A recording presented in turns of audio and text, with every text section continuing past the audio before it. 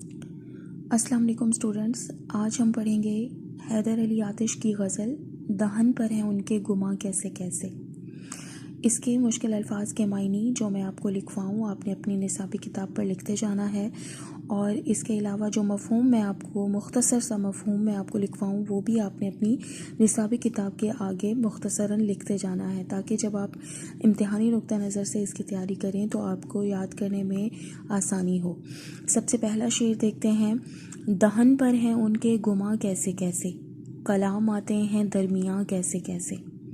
दहन का मतलब है मुँह, उनके से मुराद महबूब हैं, और गुमा का मतलब है वहम, शकूक व शुबहात, गिले शिकवे भी आप कह सकते हैं, वहम भी कह सकते हैं। ठीक है। कलाम यानी कि दौरान गुफ्तगू बात करते हुए, दरमियाँ कैसे कैसे। अब शायर कहते हैं कि जब मैं अपने महबूब से मसरूफ़ गुफ्तगू करने में मसरूफ़ था और मैं महबूब से बातचीत कर रहा था, तो मुझे महबूब के अंदाज़ से, महबूब की बातों से बखूबी अंदाज़ा हो गया कि उसके दिल में मेरे हवाले से कोई ना कोई शकूक व शुबहात या गलत फहमियाँ ज़रूर मौजूद हैं। बाज़ औक़ात कुछ लोग बहुत मर्दम शनास होते हैं, यानी कि लोगों को भांप लेते हैं, उनके इरादों को जांच लेते हैं, या उनके चेहरे के तासुरात और उनकी आँखों के ज़रिए और किसी के चेहरे को पढ़ लेते हैं, और उसके चेहरे के ज़रिए ही और आँखों के ज़रिए ही उसके दिल का अहवाल जान लेते हैं। मर्दम शनासी उसे कहते हैं कि किसी शख्स के चेहरे के तासुरात और उसकी आँखों के इशारों से समझ जाना कि उसके अंदर क्या चल रहा है, या उसके तासुरात कैसे हैं, या वो अंदरूनी तौर पर आपके बारे में क्या सोच रहा है। यहाँ पर बात मुहिब और महबूब की हो रही है, यानी मुहिब जो है वो अपने महबूब के साथ जब मसरूफ़ गुफ्तगू था, कलाम में मशगूल था, तो शायर कहते हैं कि मैंने महसूस किया कि मेरा जो महबूब है वो अपनी ज़ुबान पर कई जो है वो गिले शिकवे लाना चाहता है, लेकिन कलाम आते हैं दरमियाँ कैसे कैसे, कि वो बयान करना चाहता है लेकिन वो बयान नहीं करता, बल्कि सिर्फ़ और सिर्फ अपने तासुरात से ये ज़ाहिर कर रहा है कि जैसे वो मेरे बारे में बहुत सारी गलत फहमियों और शकूक व शुबहात का ख़याल है। और शायर कहते हैं दहन पर हैं उनके गुमा कैसे कैसे, कि उनके मुंह पर यानी कि उनकी ज़ुबान तक वो वहम, वो शकूक, वो गलत फहमियाँ तमाम तर आती हैं, लेकिन वो दरमियान में ही आकर और जैसे वो अल्फाज अपने दबा लेता है और कुछ खुलकर बयान नहीं करता, या कुछ खुलकर अपनी गलत फहमियों का या अपने शकूक व शुबहात का इजहार नहीं करता, लेकिन उसके अंदाज़े गुफ्तगू से, उसके चेहरे के तासुरात से बखूबी अंदाज़ा होता है कि वो मेरे दिल में कई वहम, कई वसवसे, कई गिले और शिकवे और कई गलत फहमियाँ पाले हुए हैं। इसका मुख्तसर सा मफ़हूम आप लोग लिख लीजिए। जब मैं अपने महबूब से मिला तो उसके लबों की हरकत से मुझे अंदाज़ा हो गया कि वो मेरे बारे में कई गलत फहमियों का शिकार है, और इसके दिल में कई गिले शिकवे हैं जिनको खुलकर बताने से कासिर है। ठीक है। अगला शेर देखते हैं, काफ़ी मशहूर शेर है ये। ज़मीने चमन गुल खिलाती है क्या क्या, बदलता है रंग आसमां कैसे कैसे। इसका जो दूसरा मिसरा है ये मुहावरतन भी इस्तेमाल किया जाता है, बदलता है रंग आसमां कैसे कैसे। ज़मीन चमन यानी कि इस ज़मीन का जो चमन है, बाग है, जो गुलिस्तान है। गुल खिलाना भी एक मुहावरा है। गुल खिलाने का मतलब है कोई अजीबो गरीब काम होना, कोई अनोखा काम होना, कोई गैर मामूली काम होना। ठीक है। बदलता है रंग आसमां कैसे कैसे। अब इससे मुराद ये है, शायर कहते हैं कि इस ज़मीन पर, इस ज़मीन चमन पर बहुत सारे ऐसे अजीब व गरीब काम होते हैं जिनका इंसान सोच भी नहीं सकता, ना वो इस चीज़ का इदराक कर सकता है और ना वो इस चीज़ का अंदाज़ा लगा सकता है जिस तरह अजीब व गरीब और गैर मामूली वाक़यात इस ज़मीन पर सरअंजाम होते हैं। मसलन क्या बदलता है रंग आसमां कैसे कैसे, इससे मुराद ये है कि दुनिया जो है वो اس کائنات میں کوئی بھی چیز مستقل نہیں ہے، مستقل بنیادوں پر نہیں ہوتی. یعنی اگر کوئی شخص عروج حاصل کر چکا ہے تو یقیناً ایک روز وہ زوال کا شکار ہوگا. اور کچھ نہ کچھ ایسا نہیں ہے کہ کوئی بھی ہماری حالت جو ہے، چاہے وہ اگر کوئی کسی کے حالات سازگار ہیں، کوئی خوشی کے لمحات میں ہے، تو یقیناً وہ دکھ کو بھی دیکھے گا، دکھوں کو بھی اور غموں کو بھی وہ ضرور دیکھے گا. شاعر نے اسی چیز کے حوالے سے، اور عموماً یہ الفاظ تب کہے جاتے ہیں جب کچھ انوکھا ہو، کچھ انہونا ہوا ہو، یا کچھ غیر معمولی ہوا ہو، کچھ معمول سے ہٹ کر واقعہ رونما ہوا ہو، تب یہ محاورتاً کہا جاتا ہے کہ بدلتا ہے رنگ آسماں کیسے کیسے. یعنی آسمان جو ہے وہ کیسے کیسے رنگ بدلتا ہے. اس سے مراد یہ ہے کہ کیسے کیسے انقلاب برپا ہوتے ہیں اس کائنات میں، کہ جب کسی کا عروج ہوتا ہے تو کوئی زوال کا شکار ہو جاتا ہے. یعنی کوئی گدھا سے فقیر بن جائے، اور کوئی کوئی اگر گدھا ہو اور وہ بادشاہ بن جائے، اور کوئی بادشاہ ہو وہ گدھا بن جائے، تو یہ ایک لمحے کی دیری ہوتی ہے. یعنی کہ کچھ بھی اس کائنات میں ہو سکتا ہے، اس آسمان تلے کچھ بھی ہو سکتا ہے. اگر کسی کو بادشاہت اور بادشاہی ہے تو ہو سکتا ہے کل کو وہ گدھا بن جائے، وہ سائل بن جائے، وہ مانگنے والا بن جائے. اور جو مانگنے والا ہے، کوئی فقیر ہے، درویش ہے، ہو سکتا ہے کہ اللہ تعالیٰ اس کو کوئی تاج، کوئی سرداری، کوئی بادشاہت عطا کر دے. تو اسی چیز کو ہی اس میں شاعر نے بیان کیا ہے کہ زمین چمن گل کھلاتی ہے کیا کیا، کہ اس کائنات میں، اس روئے زمین پر، اس سرزمین پر کیسے عجیب و غریب کام ہوتے ہیں. گل کھلانا، ویسے تو پھول کھلنا اس کا لفظی مطلب ہے، لیکن محاورتاً گل کھلانے کا مطلب ہے کوئی عجیب و غریب اور انہونا کام ہونا.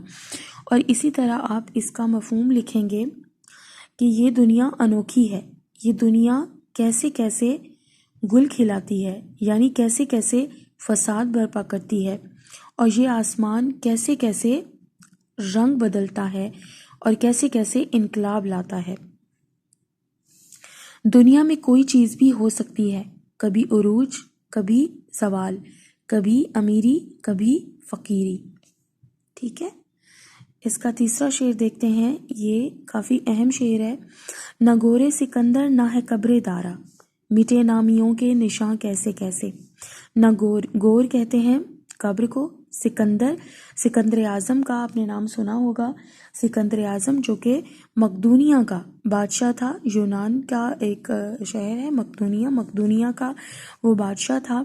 اور سکندر جو ہے اس نے کم و بیش، اس کی 32 یا 34 سال عمر تھی جب وہ اس دنیا سے چلا گیا، لیکن اس نے آدھی دنیا فتح کی تھی، اور وہ بڑے فاتحین میں اس کا شمار کیا جاتا تھا.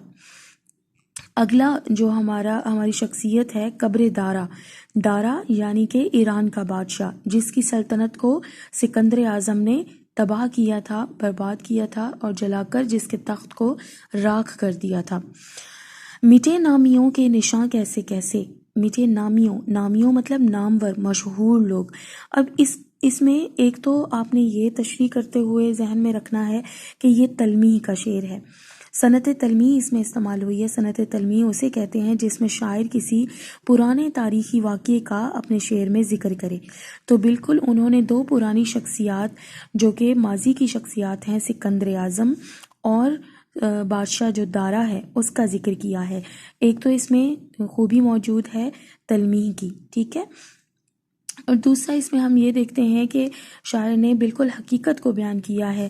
شاعر کہتے ہیں کہ نہ گورے سکندر، کہ وہ سکندر، وہ بادشاہ، وہ مقدونیہ کا، وہ یونانی بادشاہ جس نے آدھی دنیا کو فتح کیا تھا، اس کی اب قبر کا نام و نشان نہیں ملتا. وہ دارا یعنی کہ جو ایران کا بادشاہ تھا، اس کی قبر کا بھی کوئی نام و نشان نہیں ملتا.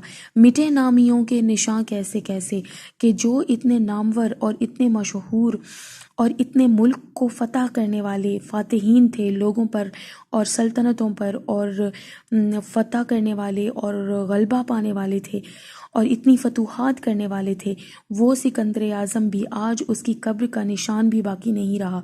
اور کہا جاتا ہے کہ سکندر اعظم نے یہ کہا تھا کہ جب میں اس دنیا سے جاؤں تو میرے ہاتھوں کو میری قبر سے باہر رکھا جائے تاکہ لوگ دیکھ سکیں کہ میں اس کائنات سے، اس دنیا سے جو ایک بہت بڑا فاتح تھا، اس دنیا سے خالی ہاتھ جا رہا ہوں۔ اور اسی طرح جو قبر دارا ہے، یعنی دارا کے سکندر نے، وہ اس قدر طاقتور تھا کہ ایران کی جو سلطنت تھی، جو دارا تھا، بادشاہ تھا، اس نے ایک شہر تعمیر کیا تھا استخر کے نام سے، اور اس استخر کو، اس کی سلطنت کو، اس کے تخت جمشید کو اس نے جلا کر راکھ کر دیا تھا، یعنی اس کو شکست دی، اس کو قتل کیا اور یوں اس کی سلطنت کا خاتمہ کیا۔ نہ دارا کی قبر کا نشان آج موجود ہے، اور نہ دارا کو شکست دینے والا وہ سکندر اعظم جو کہلایا جاتا تھا، وہ بھی کم و بیش 32 سے 34 سال کی عمر میں اس فانی کائنات سے چلا گیا۔ اور یہ دونوں جو ہے وہ اس کائنات کے فانی ہونے کی علامت ہے کہ اس کائنات میں اگر کسی کے پاس کوئی طاقت ہے تو وہ صرف رب کائنات کے پاس ہے۔ اور جتنے بھی لوگ جو طاقتور خود کو سمجھتے تھے اور یہ سمجھتے تھے کہ وہ اپنی طاقت کے بل بوتے پر کسی کو بھی شکست دے سکتے ہیں، آج ان طاقتور لوگوں کے بھی، ان مشہور اور نامور لوگوں کے بھی نام و نشان ختم ہو چکے ہیں، مٹ چکے ہیں۔ اگلا شعر دیکھتے ہیں۔ دل و دیدہ اہل عالم میں گھر ہے، دل اور دیدہ اہل عالم میں گھر ہے، تمہارے لیے ہیں مکان کیسے کیسے۔ حقیقی معنوں میں یہ شعر نہیں ہوگا، یہ ہم مجازی معنوں میں اس کی تشریح کریں گے۔ دل ایک عضو ہے، انسانی عضو، ٹھیک ہے، جس میں کئی جذبات، کئی احساسات جو ہے وہ پیدا ہوتے ہیں۔ دیدہ مطلب نظریں، نگاہیں۔ اہل عالم یعنی کہ جو عالم، دنیا میں رہنے والے جو لوگ ہیں۔ تمہارے لیے یعنی محبوب سے مخاطب ہے شاعر۔ مکان مطلب رہنا، قیام کرنا، مقیم ہونا، کسی جگہ ٹھہرنا۔ اب شاعر نے بہت طنزیہ انداز میں اپنے محبوب سے یہ کہا ہے، اور اپنی بے رخی کا اور اپنی بے اتنائی کا یہ شکوہ بھی کیا ہے، اور بہت طنزیہ انداز میں کہتے ہیں کہ تم تو اہل عالم کے، یعنی تم تو اس دنیا کے جتنے بھی لوگ ہیں یا تمہارے ارد گرد جو لوگ ہیں، ان کے تم دلوں میں اور ان کی نظروں میں اور نگاہوں میں رہتے ہو، اور تمہارے تو کئی مکان ہیں، تم تو ان کے دلوں میں بستے ہو، تم ان کے دلوں کے مکین ہو، تم ان کی نگاہوں میں بستے ہو، تم ان کی نگاہوں کے مکین ہو۔ تو شاعر نے طنزیہ انداز میں کہا ہے کہ میں ہی صرف تمہارا متمنی اور خواہش مند نہیں ہوں، تمہارے کئی متمنی اور خواہش مند ہیں، اور کئی لوگوں کے تم سب کے منظور نظر ہو، تم سب کے پسندیدہ ہو، تمہیں ہر کوئی ہر دل عزیز رکھتا ہے، تمہیں ہر کوئی اپنے دل میں بساتا ہے اور اپنی آنکھوں میں سجاتا ہے۔ اس کا آپ مختصر سا مفہوم لکھ لیجئے۔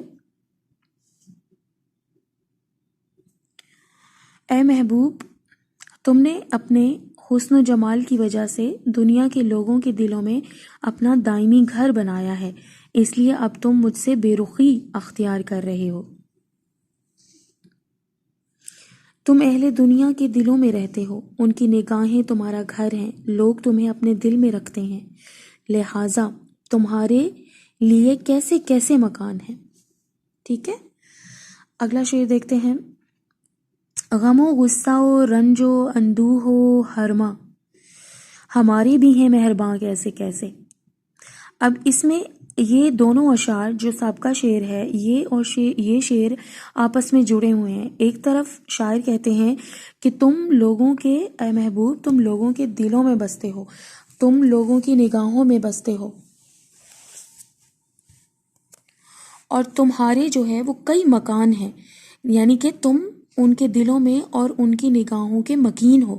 لیکن دوسری طرف شاعر جب اپنی زندگی کا موازنہ کرتے ہیں، اپنی زندگی کا موازنہ اپنے محبوب کی زندگی کے ساتھ کرتے ہیں، اور یہ تقابلی جب ایک جائزہ لیتے ہیں، تو وہ کہتے ہیں کہ غم، غصہ، رنج یعنی تکلیف، دکھ، اندوہ بھی پریشانی کو کہتے ہیں، فکر کو کہتے ہیں، ٹھیک ہے، اور ہرما مایوسی کو کہتے ہیں۔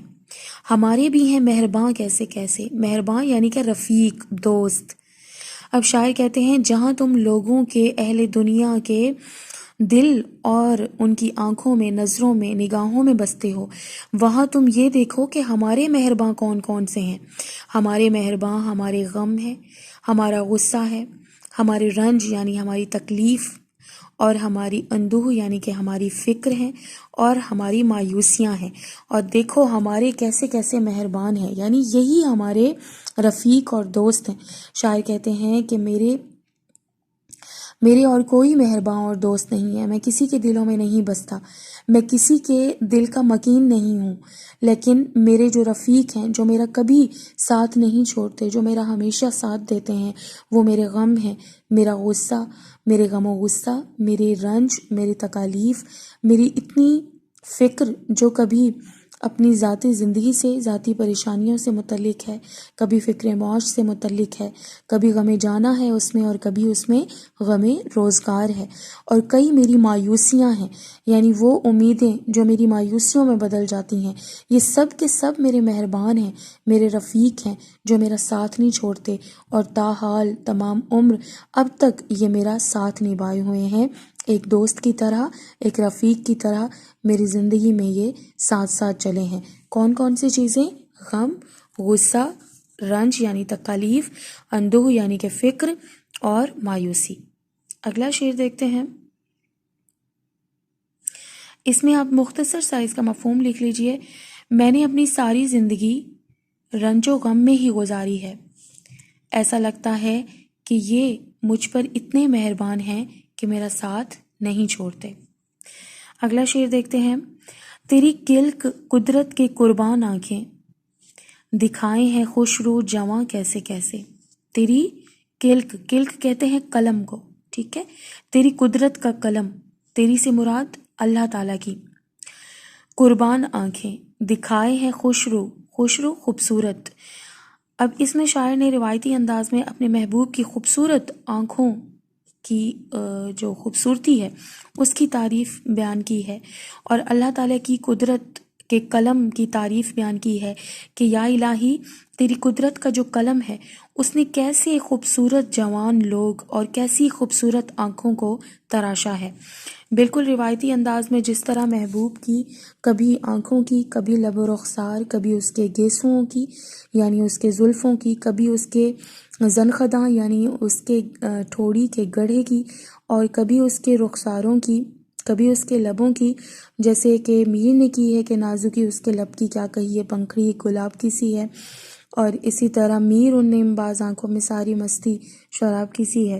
تو بالکل روایتی انداز میں شاعر نے اپنے محبوب کی خوبصورتی کو موضوع بنایا ہے، اور ساتھ ہی محبوب کی خوبصورت آنکھوں کی تعریف کرتے ہوئے اللہ تعالیٰ کی قدرت اور اس کی قدرت کے قلم نے جس طرح محبوب کی آنکھوں کو تراشا ہے اس پہ بھی قربان ہوتے ہیں، اور یہ کہتے ہیں کہ یا الہی میں قربان جاؤں تیری قدرت کے قلم پر کہ جس نے ایسے خوبصورت چہرے اور ایسی خوبصورت آنکھیں تراشی ہیں۔ آخری شعر دیکھتے ہیں۔ کرے جس قدر شکر نعمت وہ کم ہے، مزے لوٹتی ہے زباں کیسے کیسے۔ بہت مختصر، بہت سادہ، آسان اور عام فہم انداز میں آخری ہمارا شعر ہے۔ یہ ہماری غزل کا آخری شعر ہے، لیکن یہ مقطع نہیں ہے۔ کیوں مقطع نہیں ہے؟ کیونکہ اس میں شاعر نے اپنا تخلص استعمال نہیں کیا۔ یہ مقطع اس صورت میں ہوتا اگر شاعر اپنا تخلص استعمال کرتے۔ شاعر کہتے ہیں کرے جس قدر شکر نعمت وہ کم ہے، کہ ہم اللہ تعالیٰ کی عطا کردہ بے پناہ نعمتوں کا جس قدر بھی شکر ادا کریں اتنا ہی کم ہے۔ مزے لوٹتی ہے زباں کیسے کیسے، وہی بات ہے کہ جس طرح سورہ رحمان میں اللہ تعالیٰ نے فرمایا ہے کہ اور تم اپنے رب کی کون کون سی نعمتوں کو ٹھکراؤ گے، جھٹلاؤ گے، ٹھیک ہے۔ اب اس میں بھی آپ سورہ رحمان کا وہ ترجمہ لکھ سکتے ہیں کہ اے لوگو تم اپنے رب کی کون کون سی نعمتوں کو جھٹلاؤ گے، یعنی اللہ تعالیٰ نے اس قدر نعمتیں انسان کے لیے اتاری ہیں، تخلیق کی ہیں، رنگ و انواع و اقسام کے جو ہے وہ میوے ہیں، پھل ہیں، اور میوہ جات ہیں، اور کھانے ہیں، اور ایسی ایسی نعمتیں جو ہے وہ اللہ تعالیٰ نے انسانوں کے لیے مسخر کر دی ہیں کہ شاعر کہتے ہیں کہ ہماری زبان جو ہے ہر ایک چیز کا ذائقہ، اس کا مزہ لوٹتی ہے، اور کیا یہ تمام تر جو نعمتیں ہیں، کرے جس قدر شکر نعمت، یعنی جس قدر، جتنا زیادہ، جتنی حد تک بھی ہم چاہیں کہ اللہ تعالیٰ کی نعمتوں کا شکر ادا کریں تو وہ پھر بھی کم ہے. یعنی کہ انسان جتنا بھی چاہے کہ وہ اللہ تعالیٰ کا حق ادا کرے، لیکن وہ اللہ تعالیٰ کا حق ادا نہیں کر سکتا. جیسے ہے کہ جان دی ہوئی تیری تھی، حق تو یہ ہے کہ حق ادا نہ ہوا. تو بے شک اسی طرح ہم اللہ تعالیٰ کی نعمتوں کا جتنا بھی شکر ادا کریں کم ہے. یہ آپ کی غزل کا آخری شعر تھا. امید کرتی ہوں کہ آپ کو یہ مختصر سی غزل سمجھ آئی ہوگی. اگر آپ کو سمجھ آئی ہو تو پلیز اس چینل کو لائک کیجئے، ٹھیک ہے، اور اسے سبسکرائب کریں، اور ویڈیو کو اپنے کلاس فیلوز کے ساتھ، اپنی فرینڈس کے ساتھ شیئر کریں. دعاؤں میں یاد رکھیے گا، اپنا بہت خیال رکھیے گا. اللہ حافظ.